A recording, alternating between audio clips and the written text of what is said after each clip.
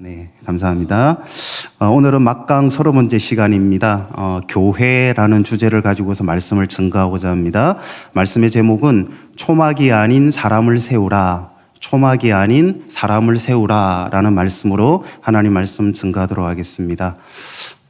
예수를 교회로부터 구출하라.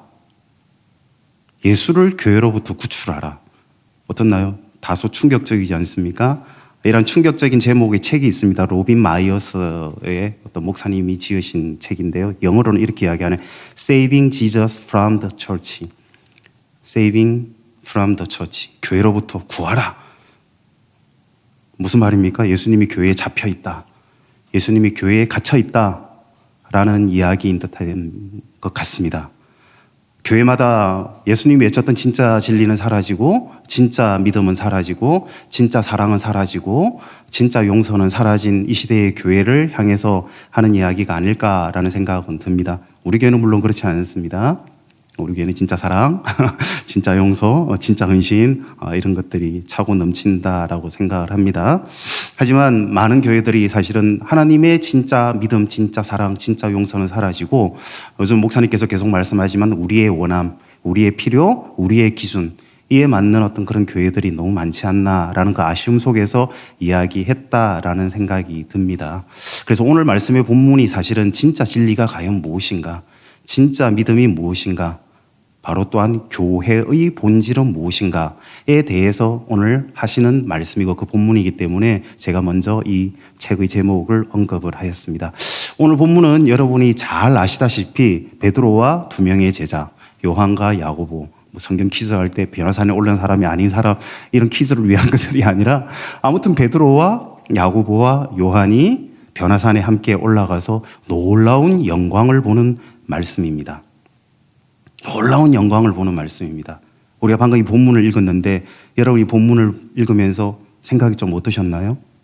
여러분 생각을 한번 물어보고 싶은데 스스로 한번 생각을 해보셨으면 좋겠습니다. 이 본문을 읽으면서 내 마음은 과연 어땠는가? 내 생각은 어땠는가?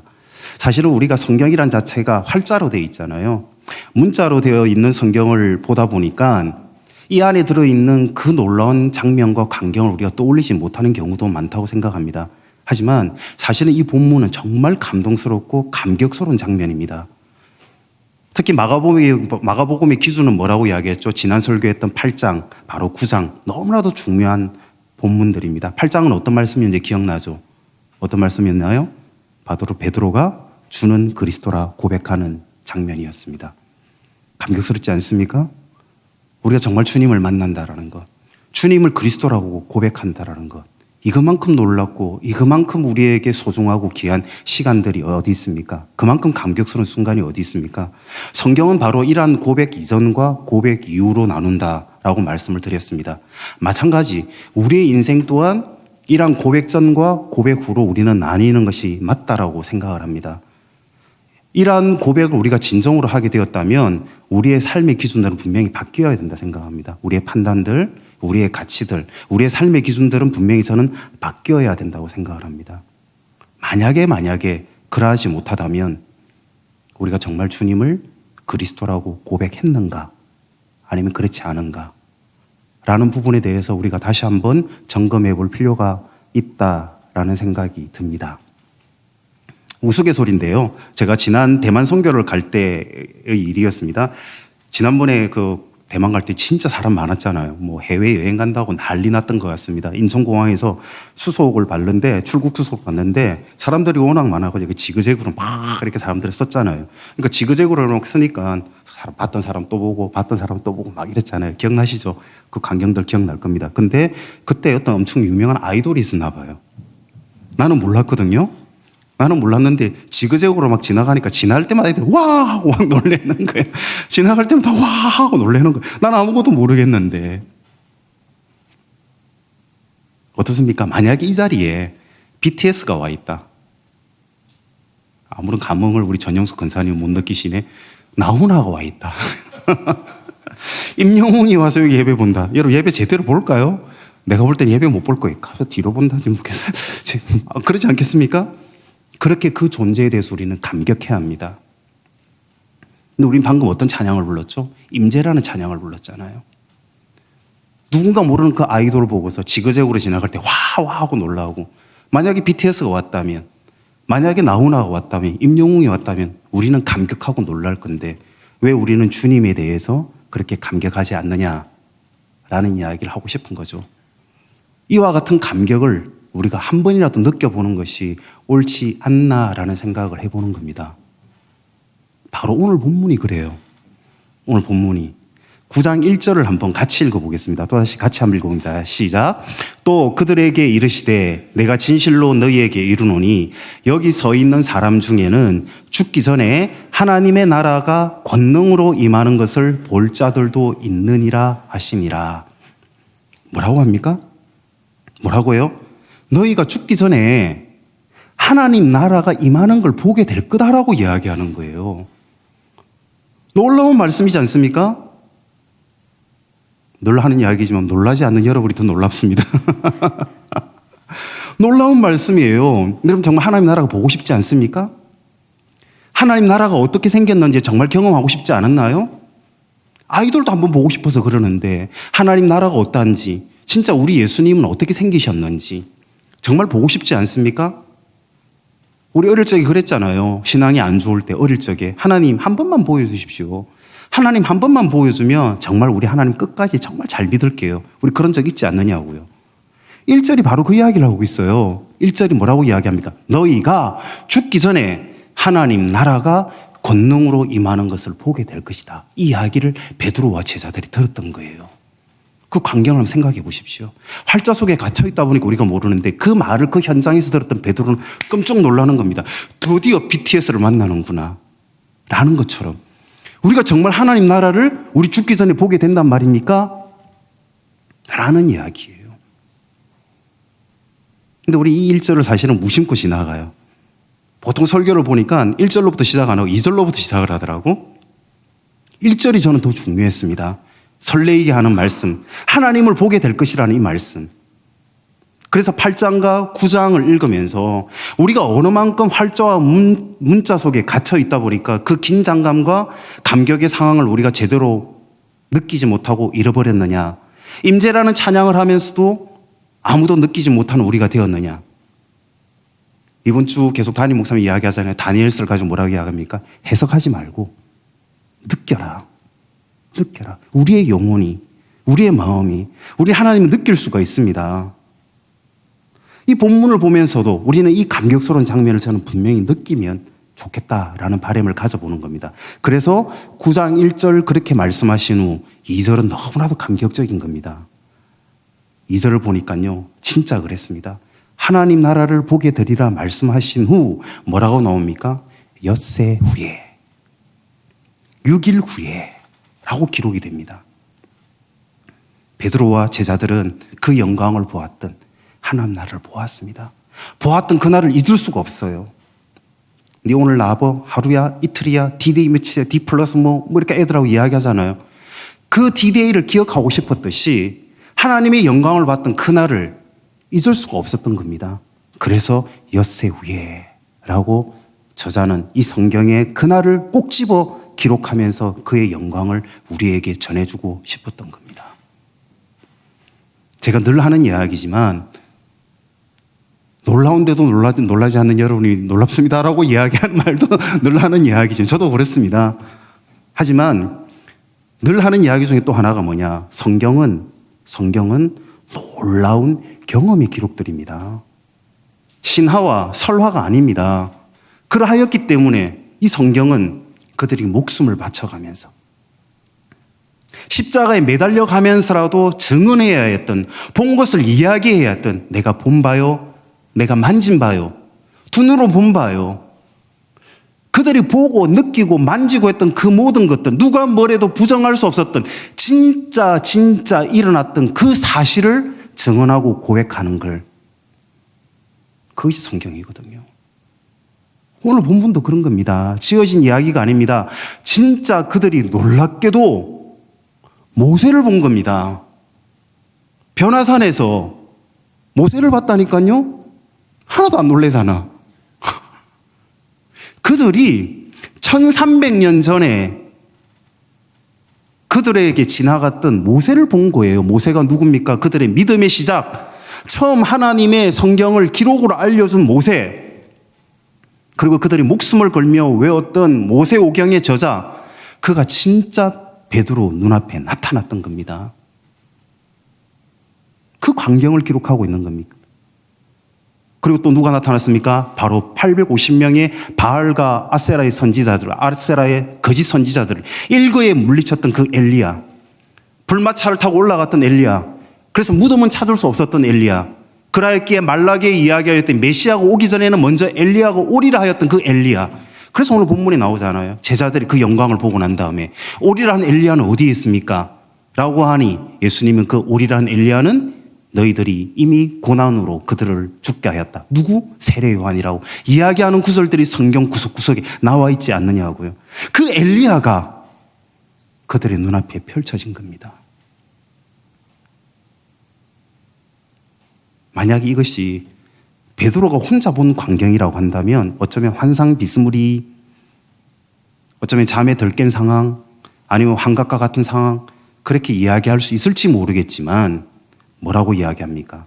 예수님은 좀 전에 이야기했던 베드로와 요한과 야고보를 함께 데려갔던 겁니다. 모두가 이 광경을 목격하였습니다. 그래서 분명한 사실이었고 하나님 나라가 우리에게 보여진 사건, 이 사건만큼 놀라운 것이 바로 부활의 사건이었죠. 하나님 나라를 우리에게 보이게 했던 그 사건, 그 사건이 이 순간 일어났던 겁니다. 사실 우리는 너무 자극적인 미디어에 노출되어 있습니다. 그러다 보니까 글자가 가지는 그 의미와 그 속에 들어있는 놀라운 장면들을 해석하고 감격하는 능력을 잃어버린 시대가 되어버렸어요. 우리 여기 김희연 또 자매님 계시지만 음악을 하면서도 그렇잖아요. 음악을 하면서 그 음악 안에 들어있는 것을 느끼지 못하는 시대가 되어버리는 거예요. 너무 자극적이니까 본질을 잃어버리는 거죠. 유튜브가 아닙니다. 성경을 읽어야 됩니다. 성경 속에 글자를 읽는 것이 아니라 오직 하나님은 성경 속에만 존재합니다. 박민식이라는 사람의 설교에 존재하는 것도 아니고요. 금요철화에 한 번쯤 뜨거웠던 어떤 감정의 경험을 통해서 존재하는 거 아니고요. 하나님은 성경 속에 존재합니다.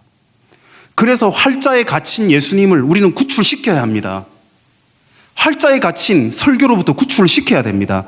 글자를 읽는 것이 아니라 그 속에 있는 하나님을 읽어야 우리가 영의 세계를 읽을 수 있는 겁니다. 성경 속에 들어있는 하나님의 존재, 이 존재를 보여주는 이 유일한 책. 다시 이야기합니다. 유튜브가 하나님을 보여주는 것이 아니라 성경만이 놀라운 하나님의 말씀이고 성경만이 당신을 우리에게 드러내고 알려주시는 기록. 그래서 우리는 이 성경을 통하여서 베드로가 경험했던 그 경험들이 고스란히 우리에게 다가와서 경험하기를 간절히 구해야 하는 것들입니다.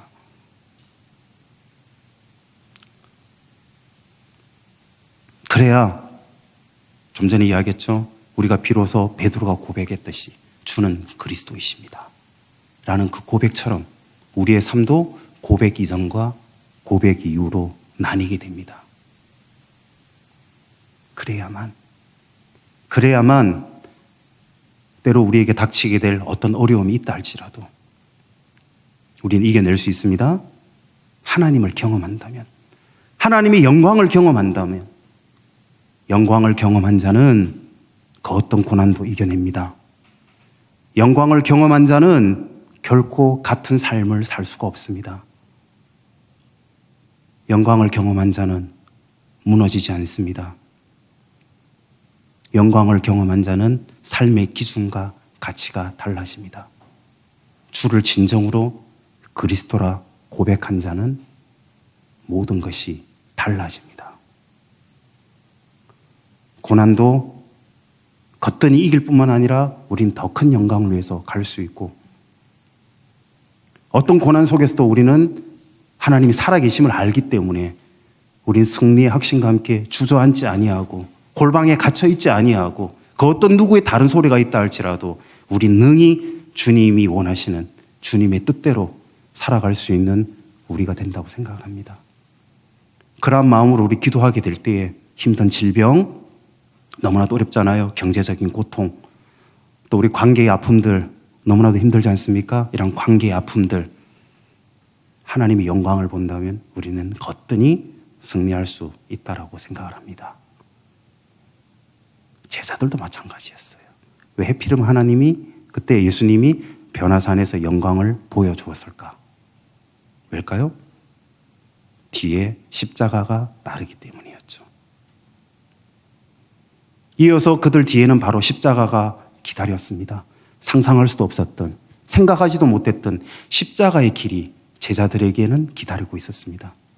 두렵고 떨리고 몇 번을 부인하고 부정했던 그 베드로, 도망가더라도 자기의 고향으로 다시 도망가서 예수님을 그 십자가를 기억조차 하고 싶지 않았던 그들의 십자가의 길을 걸어가게 됩니다. 그리고 이 마가복음을 기록하게 되고 예수님을 목격하였던 그 기록들을 그들은 남기게 됩니다. 왜? 영광을 보았기 때문에. 우리 홍대세교회 성도 여러분들도 정말 하나님의 영광을 보는 성도가 되기를 바랍니다. 그래서 우리 교회가 어떤 어려움이 있다 할지라도, 때로는 우리의 부족함들, 연약함들, 때로는 실족하고 넘어짐이 있다 할지라도 우리 이거 다 이겨내고 하나님의 영광을 드러내는 교회가 되리라 믿습니다. 그래서 우리 교회에 특별히 주어진 소명이 있는데 그 소명만은 우리는 꼭 지켰으면 좋겠습니다. 물론 다른 교회들도 하나님의 귀중한 소명과 사명이 다 있다라고 생각을 합니다. 다른 교회들도 그 하나님의 소명을 위해 정말 거뜬히 사명을 감당하고 있다 생각합니다. 하지만 우리에게 주어져 있는 하나님의 소명, 우리가 너무나도 부족하고 너무나도 연약하니까 하나님 불쌍히 여기셔서 우리의 부족함과 연약함에도 불구하고 우리에게 주신 선교라는 소명, 감당하기 힘들잖아요. 솔직히 우리 김희연 집사님 진짜 대단하거든요. 진짜 대단하거든요. 선교에 빠짐없이 가시고 그 모든 것을 이끌어가고 성질도 부릴만 하고, 물론 가끔 성질도 부리지만 아무튼 그 섬김이라는 자체, 그걸 우리가 정말 힘들게 감당해내고 있잖아요. 저는 그것이 소명이라고 생각을 합니다. 저는 이것을 놓쳐서는 안 된다고 생각을 합니다. 이 소명을 감당할 수 있기를 우리는 하나님께 기도해야 됩니다. 하지만 우리로는 불가능해요. 우리도 영광을 봐야 됩니다. 하나님의 영광을 봐야만 우리는 이 소명을 감당할 수 있게 된다 생각을 합니다. 그래서 이제 본론으로 돌아가 마무리가 되겠지만 이제부터 우리가 정말 주목해야 할 말씀이 전개가 됩니다. 이러한 영광을 본 후 베드로가 뭐라고 합니까? 이 영광을 봤는데 베드로가 뭐라고 이야기하죠? 베드로는 어리석게도 초막 3개를 짓겠다라고 이야기합니다. 하나는 주님을 위하여, 하나는 모세를 위하여, 하나는 엘리야를 위하여 초막을 짓겠다라고 이야기합니다. 왜 그랬을까? 저도 잘 모르겠어요. 왜 그랬는지. 아무튼 베드로가 영광의 감격에 취해서 그 변화산에서 사실은 계속 머물고 싶지 않았을까라는 생각이 드는 거죠. 우린 영광에 한번 취해보면 머물고 싶지 않나요? 그러나 분명한 것은 베드로가 왜 그랬는지 모르겠지만 하지만 분명한 것은 하나님이 우리에게 영광을 보여주신 이유는 영광에 머물러라라는 것이 아니라 우리에게 사명으로 흘러가라 라는 이유 때문에 영광을 보여주신 겁니다. 변화산에 머물러라가 아니라 산으로 내려가. 너가 이제 그 영광을 봤으니 사명을 감당하라. 이제 그 영광을 봤으니 이제 진짜 사랑하라. 이제 영광을 봤으니 진짜 용서하라. 영광을 봤으니 진짜 소명을 향해 나아가라. 그 이유 때문에 보여준 것은 분명하다고 생각을 합니다. 마찬가지로 지금 우리에게, 우리 교회에 주어진 것도 저는 마찬가지라고 생각합니다. 지금 우리에게 필요한 것은 또 하나의 초막이 아닙니다. 우리에게 필요한 것은 우리 또한 산으로 내려가서 사명으로 나아가는 것이라고 생각합니다. 초막이 아니라 사명으로 나아가는 것. 왜 이야기를 하느냐? 우리가 지금 교회를 위해서 중요한 결정을 남겨두고 있죠. 성전 이전을 할 것이냐 말 것이냐 라는 것에 대한 우리는 기도를 정말 깊이 해야 된다고 생각을 합니다. 그래서 오늘 말씀에 제가 처음 화두가 뭐였습니까? 교회의 본질. 교회의 본질이 무엇이냐 라는 거에 대해서 우리 한번 깊이 묵상하고 고민해보자라고 제가 화두를 던졌던 겁니다. 교회는 성장하는 곳이 아니라 교회는 성숙하기 위해 존재하는 것입니다. 우리 교회만 귀합니까? 지금 이 순간 우리도 알지 못하는 몇몇이 모여서 드리는 그 교회 소중하지 않습니까? 그들의 예배에는 하나님 임재하지 않습니까? 교회는 외형의 갖춤이 아닌 내면 깊은 곳에 하나님의 임재를 경험하기 위해 존재하는 것이 교회입니다. 외형적인 성장이 기준이 되어버리면 본질을 놓쳐버리기가 쉽습니다. 베드로가 초막 3개를 짓겠다라고 했을 때 일순간 구름이 그들의 눈을 가려버리죠. 그리고 어떤 음성이 들립니까? 구름 속에서 하나님의 음성이 이렇게 들립니다. 이는 내 사랑하는 아들이니 그의 말을 들으라. 그의 말을 들으라. 교회는 그의 음성을 듣는 곳입니다. 건물이 아니라 하나님의 음성에 집중하는 곳. 초막이 아니라 말씀입니다. 초막이 아니라 본질입니다. 구조물이 아니라 사람입니다. 예수를 교회로부터 구하라. 교회로부터 예수를 구출시켜라. 갇혀버린 교회의 외벽 속에 갇혀있는 예수님을 Saving Jesus the Church. 오늘날 수많은 교회가 있는 듯하지만 정작 예수님은 있지 않다라고 그 저자는 이야기한 듯합니다. 교회는 있으나 진정한 하나님의 음성은 있지 않다라고 그는 이야기한 듯합니다. 그러하기에 우리 교회가 그와 같은지 아닌지는 모르겠지만 우리 교회 또한 먼저 회복되어야 할 것은 초막 짓는 것이 아니라 음성이 회복되어야 된다. 정말 말씀에 감격해야 하고 정말 말씀에 졸지 않고 이름에도 불구하고 조는 분이 지금 있습니다. 졸지 않고 들어야 하는 것. 하나님의 음성을 들어라. 그러할 때 우리는 하나님의 영광을 위해 한 걸음 더 나아갈 수 있지 않나라는 생각이 듭니다. 제가 이야기 드리는 것은 성전을 이전하느냐 하지 않느냐에 대한 이야기가 아닙니다. 하나님이 허락하신다면 우리는 더 좋은 성전을 분명히 주실 거라고 생각을 합니다. 그래서 성전을 이전하든 안 하든 본질적인 성전의 의미를 먼저 회복하라. 본질을 먼저 회복하라. 이전에 성전을 이전하기 이전에 그 이전이라도 먼저 하나님의 영광이 임하는 교회가 되어라. 그러면 우리가 어떤 교회를 가더라도 감당할 수 있지 않겠습니까? 다시 이야기합니다. 교회는 건물이 아닙니다. 예수님은 오히려 성전을 허물고 다시 세우셨습니다. 초대교회는 집에서 모였습니다. 광장에서 부흥이 일어났습니다. 건물이 없어도 교회는 성장할 수 있습니다. 복음은 건물 안에 갇히지 않습니다. 교회의 본질은 파송입니다. 교회의 본질은 머무는 곳이 아니라 길러내고 파송하고 사람을 길러내는 곳이 교회입니다. 예루살렘의 교회를 보십시오. 놀라운 영광이 있었습니다. 부흥이 있었습니다. 하지만 그들은 머물렀습니다. 예루살렘과 사마리아와 온 유대와 땅끝까지 복음을 전해라 하였지만 그들은 예루살렘에 머물렀습니다. 그러하였기에 예루살렘은 박해를 통하여서 깨어졌습니다. 깨어지고 흩어졌습니다. 그제서야 파송이 시작되었습니다. 사도행전 8장으로부터 나오는 이야기들이지 않습니까? 그 흩어짐이 복음이 전파의 시작이었습니다. 고통인도 됐지만 흩어짐으로 말미암아 새로운 시작이 되었습니다. 복음의 진짜 역사는 흩어졌던 안디옥 교회로부터 시작되었습니다. 예루살렘의 교회가 아닌 안디옥 교회, 파송하는 안디옥 교회로부터 세계의 복음은 시작되었고 선교 역사는 시작되었습니다. 모든 생명이 그러하지 않습니까? 때로는 집에서도 그러할걸요. 너무나도 집이 크면 청소하기 힘들잖아요. 온전히 우리가 에너지를 담아야 할 곳은 어디입니까? 생명입니다. 그 집을 보존하고 유지하는데 그 에너지를 다 쏟다 보면 진정으로 우리가 길러내야 할 자식에게 애정의 시간을 놓치는 경우들이 많아요. 그래서 이런 이야기합니다. 모든 생명의 에너지가 자기 보존에 집중되면 그 생명은 소멸된다. 내가 아닌 다른 일을 위하여 그 에너지를 쓸 경우에는 그 종족은 유지된다. 바로 자식을 향한, 다음 세대를 향한 에너지 쓰임에 대해 이야기하고 있습니다. 교회도 마찬가지입니다. 교회가 유지되고 관리하고 보존하는 데 집중되면 생명이 소홀하게 됩니다. 관리 하나 가지고 부딪히지 않습니까? 내부 유지에 재정을 유지하고자 한다면 교회는 죽습니다.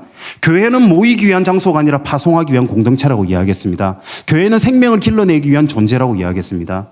보존과 생존을 위한 존재면 생명은 사라집니다. 이것만 여러분들이 함께 저는 공감했으면 좋겠다는 생각이 듭니다. 처음 기도를 했지만 교회는 다음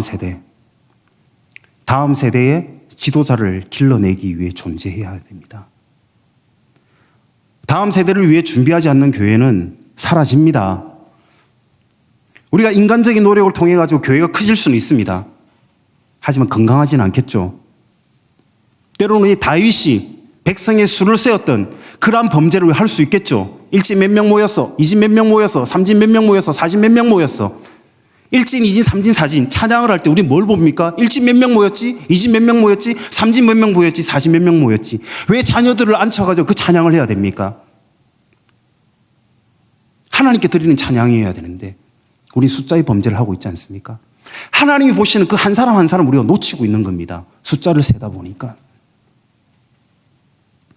교회 본질을 잃어버리고 있는 겁니다. 다시 이야기하지만 교회는 다음 세대를 키우지 않으면 교회는 끝납니다. 다음 세대를 위한 리더십을 길러내고 키우지 못하는 교회는 위험합니다. 숫자의 성장이 아닌 먼저는 사람을 길러내어야 됩니다. 제가 존경하는 한 젊은 목사가 있습니다. 이 말씀하고 마치겠습니다. 대형교회에서 한 18년 동안 다음 세대를 위해 부교육자로 섬겼던 분입니다. 근데 이분은 모이는 교회가 아닌 대형교회니까 18년 동안 했으면 뭐 안정되고 좋지 않겠어요? 그럼에도 불구하고 흩어지는 교회를 위해서 안락하고 편안한 부교육자 자리를 박차고 나왔습니다. 그리고 교회에서 다음 세대를 기다리는 것이 아니라 아이들이 있는 학교로 들어갔습니다. 아이들이 있는 학교에 들어가서 학교 안에 교회를 세웠습니다. 아직까지 뭔 말인가 이해 못 되죠? 제가 영상 하나 보여드릴게요. 차별금지법 때문에 전도를 못한다고 사람들은 이야기합니다. 아닙니다. 거뜬히 전도할 수 있습니다. 해내었습니다. 이 부교육자는. 공격적으로 학교에 들어가서 공식적으로 기독교 동아리를 만들었어요. 아이들이 모이기 시작했습니다. 어떤 학교는 3명으로 시작했는데 200명이 모였습니다. 모인 아이들의 80%는 교회를 다니지 않는 아이들이었어요. 놀라운 일이었습니다. 초코파이 3개 준다니까 애들이 다 모여들더래요. 초코파이 3개 때문에. 아이들이 찬양을 알겠습니까? 설교는 5분만 해요. 똑같은 곡 3개를 가지고 1년 동안 부릅니다. 마치 실로암을 가지고서 그 어디죠? 논산휴게소. 그 아이들이 논산휴게소, 논산훈련소 죄송합니다. 논산훈련소가 뒤집어지듯이 1년 동안 3곡만 불렀던 아이들이 미친 듯이 찬양을 합니다. 학교의 모습입니다. 영상 한번 보여주십시오.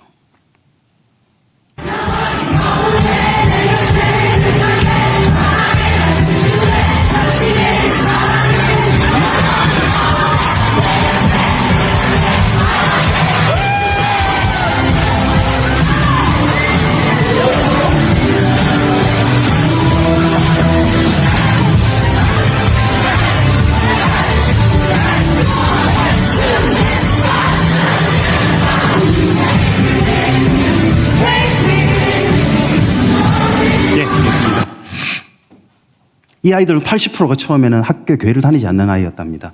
그래서 이 목사님이 감당할 수 없어가지고 지역교회 연결을 하기 시작했어요. 이 아이들 학교에 나온 애들 예배를 연결하기 위해서 교회로 연결하기 시작을 합니다. 그렇게 해서 세워진 스쿨처치. 학교 교회가 500개가 됩니다. 500개. 존경스럽지 않습니까?